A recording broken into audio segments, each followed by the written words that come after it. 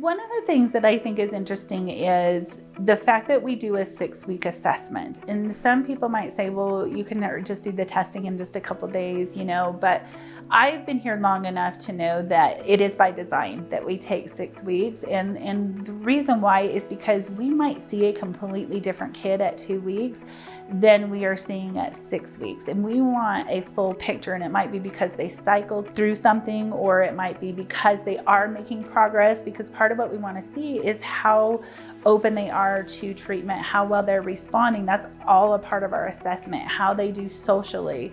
Are they able to get up and go to programming? Are they able to build relationships?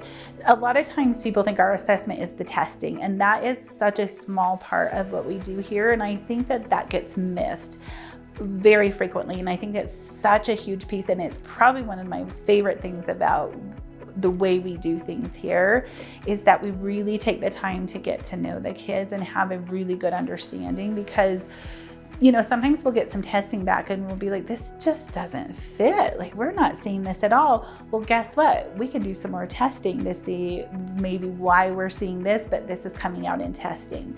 Because of that collaborative effort, because of the time that we have to do that, I just think it's so unique.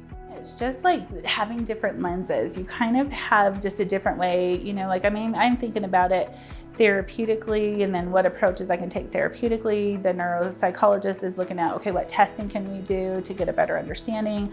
The psychiatric providers are looking at what medications we might need. And so just being able to have conversations about all of these, different lenses is so unique. Like, you just don't experience that in other environments. But sometimes maybe if they just go see a provider for 15 minutes, they're getting this little snapshot where, we can have an hour conversation about what we're globally seeing here, gathering all the history. And so again, I just feel like it's unprecedented to have all these different lenses that get to collaborate and communicate.